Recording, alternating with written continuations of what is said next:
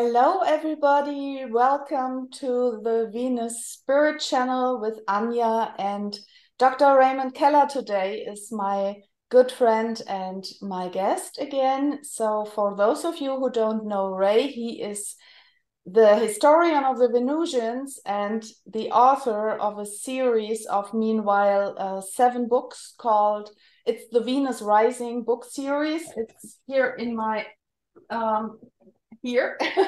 These books, big books, are all written by Ray. And what we are now with this show, with this video today, are starting is a series of we just discussed and decided that it's going to be a series of 4 parts.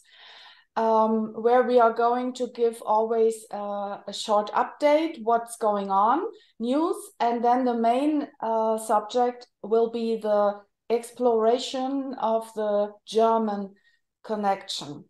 So, of course, you know, Ray is in America, and the real Venusian, Omnek Onek, is also in America. And with both, I'm here in Germany, deeply connected. And so, of course, I'm very interested in this, diving deeper into this connection of between the Venusians, the Earth, and Germany. What's the connection? So we are trying to connect some dots and find out what is really behind everything from a scientific perspective, from an historic perspective, and of course also what I'm mostly interested in, the spiritual perspective, what is really the history and the background behind everything. So I prepared some questions which I already sent to Ray, and he's aware of what I'm interested in. However, his knowledge is so huge based on all his research and all these decades of finding information and deep exploration with also supernatural powers that you have available for finding out information, which is really mind-blowing for all of us. So it's going to be very interesting and multifaceted what we are starting with our discussion today. So thank you very much for taking the time, Ray, to help us all filling in the gaps of lack of knowledge, so to say, so that we will thrive in wisdom and in knowledge and understanding of many interesting backgrounds. That was Well, my thank you so intro. much. Thank you. Oh, thank you, Anja. I really appreciate that. As you and the viewers know, I've written 7 books about the planet Venus, the history of the planet Venus from various perspectives. And all throughout these books are connections to Germany and the planet Venus, the UFO phenomena generally, science and technological developments. And since it's such a vast subject, I thought I would go back to the beginning and just cover some of the aspects from these various books. Since it's so much, I think that the 4-part format will be very good. Yes. Well, before we go into that, though, the latest updates are that the 29th of April, the Western Pennsylvania UFO conference will still be going on in Pittsburgh, in the Pittsburgh area. The Philadelphia conference, Pennsylvania MUFON, was canceled. There was a problem with the food and logistics for that. But the 29th of April will still be going on in Youngwood, Pennsylvania, outside of Pittsburgh. And so just look up Pennsylvania MUFON conference, and you'll get some more information on that. And so I'll be talking about this book then, From Venus They Come, Flying Saucers, and also some information out of this book today with the German connection. Then our friend Haluk, who is from Turkey, but he lives in London, sent me some information about Louis Maertens, the Bolivian contactee with the Venusians. And I wanted to share that with you. These are words that Brother Louis shared at a conference. And let me go to that. And okay. If I can find that. Oh, yes. Okay, this is on extraterrestrial guides. Presentation by Luis Fernando Mostajo Maertens of Bolivia at the Earth Transformation New Science Consciousness and Contact Conference on the 17th of May of 2008. And he said that since the 1970s, South America has been the site of many great physical contact experiences lived by some people with the wise elders who live in underground cities or sacred cities all across the Andes in South America, as well as with beings who came from outside of our planet, mostly Venus, and who have been guiding and helping our civilization for thousands of years. These extraterrestrial guides have given some people the opportunity to travel with them to visit their own civilizations on their respective planets. So we can also learn from them and create a higher civilization here on Earth, not only technologically speaking, but also spiritually. And this tends to be the connection of the Venusians with all cultures at a technological and a spiritual level. And so we'll be exploring the German connection later today and also in some subsequent broadcasts. Then I myself have been fortunate and have had the experience of several physical encounters with the elders in the Andes and the Lake Titicaca region. Now I come as their emissary, bringing men and women the message of hope and alternative ways to build a new civilization in these times of change and transformation. This was very important, and I did get to meet Louis over at Mount Shasta, and subsequent to that, I had the great opportunity of translating his book from Spanish into English about his contact with the Venusians, and it's all fully illustrated. So we put a plug there for Louis. It's called The Dragon Seal, and it is basically a continuation of the work of George Adamski's associate, the late Dr. George Hunt Williamson, and but it explores the famous the famous dragon line of Saint Michael that extends from the British Isles down into the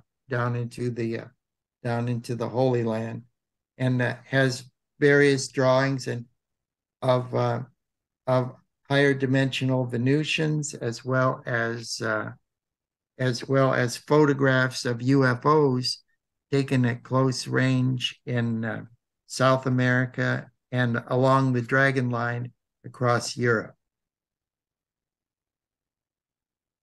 Thank you very much for sharing that.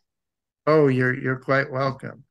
So what I wanted to do was to start with the beginning of UFO connections in the modern era with Germany. Of course, they go earlier with Tannhauser and also others. But in the modern era, we go from Karl Schappeler, who was the creator of the ether physics, who first proposed it, and that was used applied in technology in the Second World War, and they actually built an anti-gravity saucer that was test flown in Czechoslovakia on the Valentine's Day, the 14th of February of 1945. So it was only a prototype, and they didn't have time to develop more of them, but it did successfully fly. And that information actually came from the 18th of November 2010 Daily Mail in London, the newspaper. Reporter was investigating all the legends and speculations and controversy about the Hannibal to find out what really happened. So that was that's the story on that one. But there is a gentleman following World War II in 1946 in the British Isles by the name of John R.R. Searle. And he actually created, based on Schopenhauer's generator and plans, he also created these levity discs. He created 22 of them and flew them in the British Isles. Basically, they were anti-gravity or levity discs. They had very high electrostatic fields. They had peculiar magnetic effects, produced a direct current static field with negative polarity at the rim. They had perpetual motion above the, and then as far as inertia loss, above the threshold potential,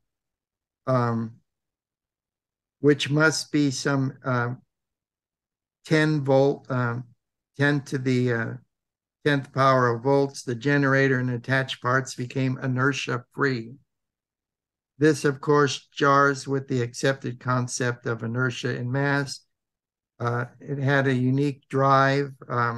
By altering the distribution of potential on the surface of the craft, it is possible to propel it. And it ionized the air around it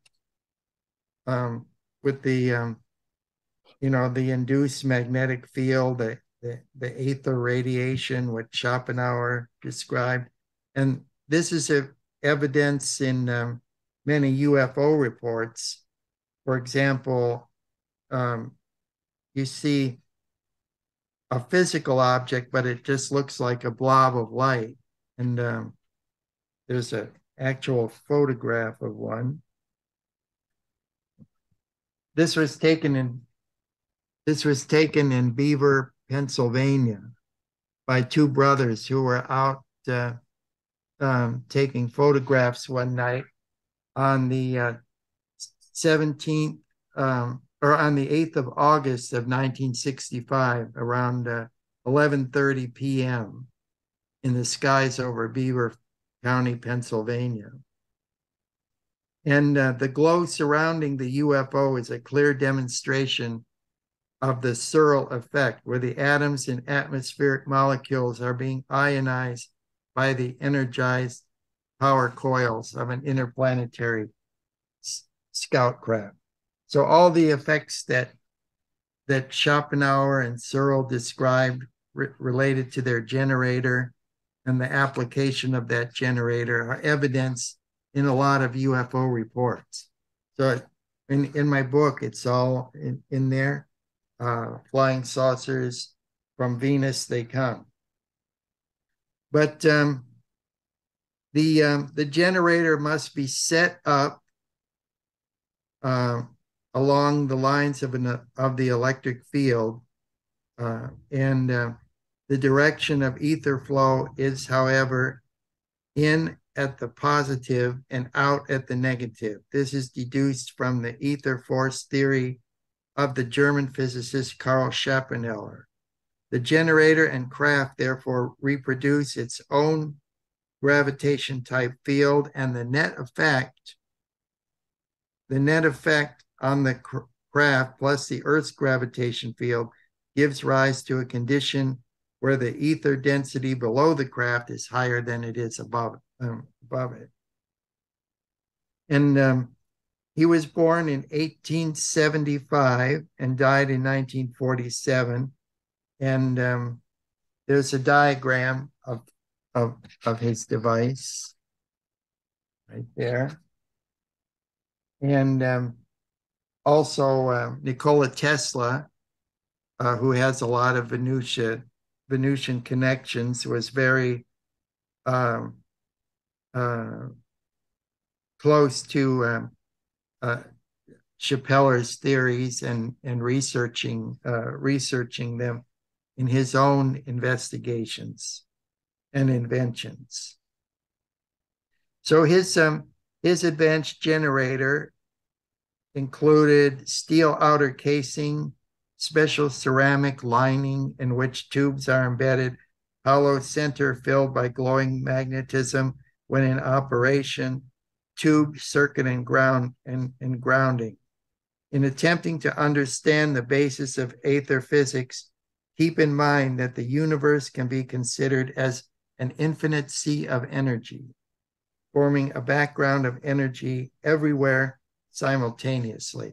So ether is an energy source emanating from everywhere at once. Therefore, it would be extremely difficult to make any independent measurements of this energy source.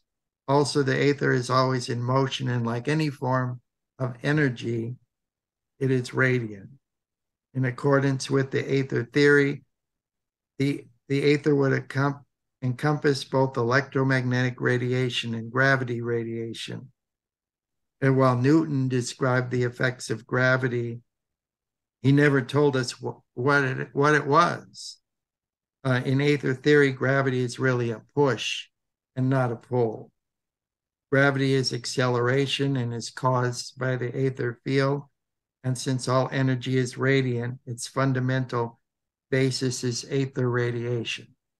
So basically what this is saying is that all these scientific developments that were taking place in anti-gravity all the way in the United States up to the present time in a secret space program and the creation of UFOs. And there's all the evidence for that in this book is owed to this German physicist. And so that's my report for today on Dr. Karl Schepeller. So what I would like to do then in the following three segments will be to explain how this research was applied in Germany, beginning in the First World War and all the way through World War II, and to the creation of the Hannibal and the one successful test flight, and then also the rocket program that was going on before and during World War II, and the specific connection to Venus with that program, and other different avenues of approach to extraterrestrial contact that led to extraterrestrial contact. Okay. This is book number 7. Book number Uh-huh. 7. And you see, these are all very well documented about the application of this technology, the creation of anti-gravity discs in the 1950s, 1955, particularly the United States government funding funding research and working with American corporations. It gives names, dates, places, corporations that were funding this: Martin Aircraft, Martin Marietta, um, and the different avenues of research that they were all conducting, um, applying anti-gravitation to aviation technology, the connections with George Adamski. There's actually connections there because his primary editor was was Carol Honey, who was the working with the aviation corporation, Hughes, space research engineer at Hughes Aircraft, and then Gluhoff Electronics and Helicopters. This is a painting in the president's office of a flying saucer. Different scientists that were brought over from Europe to work on anti-gravity. The William Lear of the Lear Jet Corporation and the UFO connection. And, various anti-gravity devices like flying cars. And all of this comes from the basics of that ether physics that I was talking about. Then these are corporate executives talking about anti-gravity devices with test pilots from the Air Force. And this is this is all for real. This is the origins of the real secret space program, not just somebody's wild speculation, and it's all documented and footnoted. And then the connection with German scientists that also came over and worked on that and contributed with an Operation Paperclip. That's all in here as well.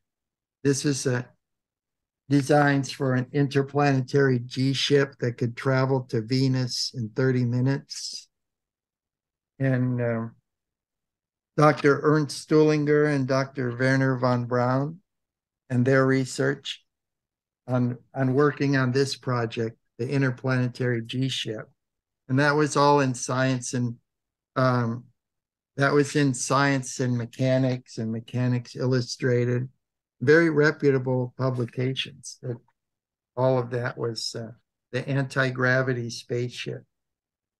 And the Avro disc, that's me with a Canadian, this is a Canadian newspaper about the successful flying and anti-gravity performance of the Avro disc.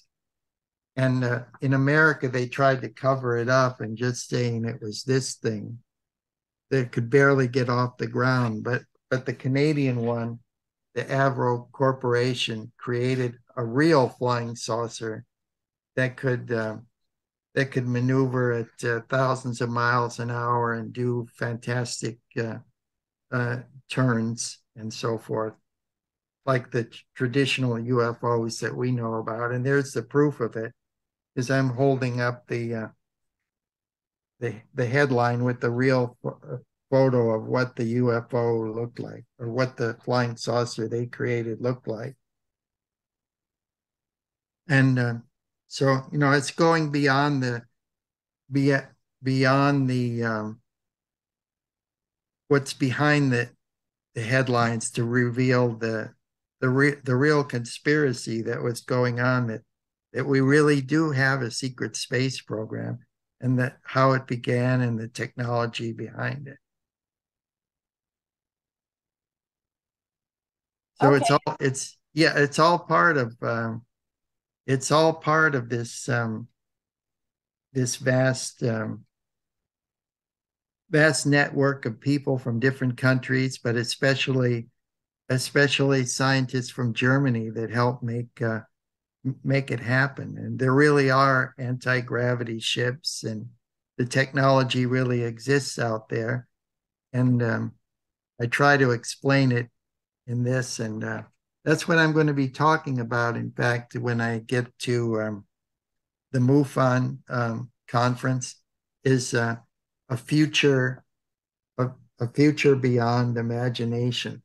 And this book actually came out before Michael Sala's book about a Star Trek future. And this one is actually documented, so everything that's in here can be proved historically. It's historically footnoted accurately. Great work, Ray. Awesome. Thank you, Anja. Oh. So I know people will enjoy it, and you'll see how all of this is leading up to a very unusual experience that will document something that Omnek wrote in one of her books. Well, we are looking forward to the continuations patiently and open. I thank you very much. I would say that we leave it like for today, and we continue next time, right? Okay. Yes, we'll continue. We'll continue next time, and I'm sure everybody will be uh, very delighted to find out this information.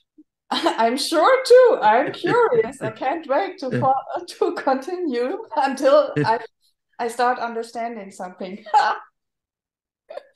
Okay, Ray. I'm pushing the button, and I thank you very much. I see you next week then. Okay, thank you.